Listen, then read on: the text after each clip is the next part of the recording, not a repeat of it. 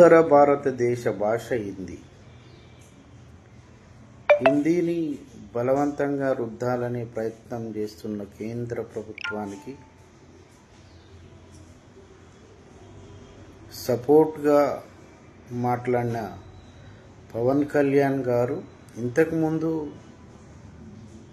ఆయనే వ్యతిరేకించిండు. ఇప్పుడు ఎన్డీఏలో భాగస్వామ్యం కాబట్టి ఇలా ఆయనే సమర్థిస్తున్నాడు. దీంట్లో ఆశ్చర్యపోవాల్సిన అవసరం ఏం లేదు. ఎందుకంటే రాజకీయ నాయకులకి 2 నాలుకల ధోరణి కాదు, 5 నాలుకల ధోరణి కూడా ఉంటుంది. అప్పుడు మాట్లాడితే అది కరెక్టు, ఇప్పుడు మాట్లాడితే ఇది కరెక్టు అని. కానీ ఇక్కడ దక్షిణ భారతదేశం భవిష్యత్తులో బానిస భారతదేశం కాబోయే పరిస్థితి ఎంత దూరంలో కూడా లేదు. ఈ విషయం అర్థమైన తర్వాత ఎవరు కూడా బాధపడ్డా ప్రయోజనం లేదు. ఇలా దేశ సంపదను దోసుకుంటున్నది ఉత్తర భారతీయులు.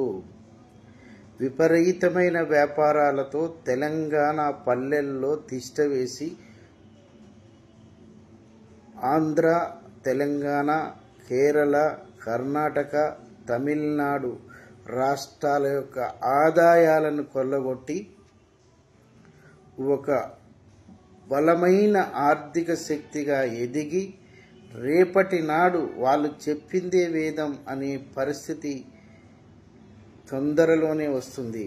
ఇవాళ మనం చూస్తున్నాం, కేంద్ర ప్రభుత్వం పెర్ఫార్మెన్స్ ఏమీ లేదాడ. బార్డర్లో సైనికులు కష్టపడుతున్నారు, టెక్నాలజీ పెరిగింది, టెక్నాలజీకి అనుగుణంగా వాళ్ళు కష్టపడుతున్నారు. వాళ్ళ కష్టాన్ని మనం ప్రశంసించకుండా తమ స్వార్థ ప్రయోజనాల కోసం మతాన్ని, కులాన్ని, దేవుణ్ణి అడ్డం పెట్టుకొని మనుషుల మధ్య రేపటి తరాలకు వైషమ్యాలను బలంగా సృష్టించి అన్నదమ్ముల మధ్యలో కూడా ఇదేంది అని అడిగితే ఇలా కొట్లాడుకునే పరిస్థితి మనుషుల మధ్యలో ఉన్నది. కాబట్టి మనం మన యొక్క మానవత్వాన్ని మరిచి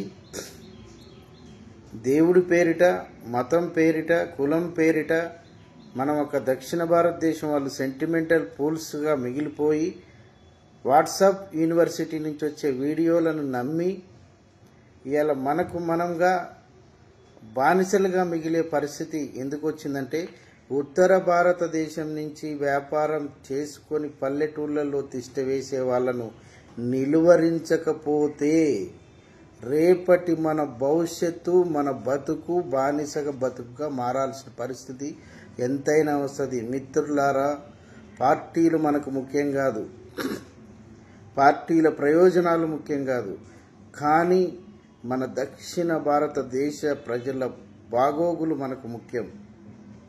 ముఖ్యంగా తెలంగాణ కావచ్చు, ఆంధ్ర కావచ్చు,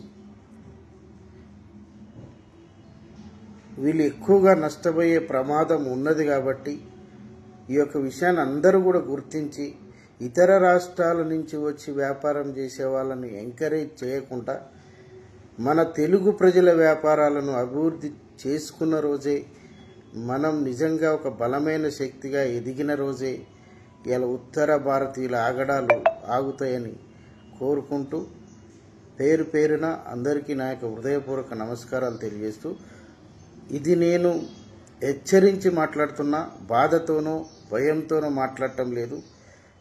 ఎప్పటికీ మన బానిస బతుకులే. 400 ఏండ్లు బ్రిటిష్ పాలనలో ఉన్నాం, ఇక్కడ 400 ఏండ్లు నైజాం పాలనలో ఉన్నాం. మళ్ళీ ఉత్తర భారతదేశ పాలనలో మగ్గిపోవటానికి సిద్ధంగా ఉండాలంటే అది మీ ఇష్టం. చెప్పేవాడున్నాడు, మేల్కోండి, తెలుసుకోండి. మనకు జరిగే నష్టాన్ని గురించి తెలుసుకొని మనం ఎంతో కొంత ప్రతిఘటిస్తే మనల్ని మనం కాపాడుకున్న వాళ్ళం అవుతాం.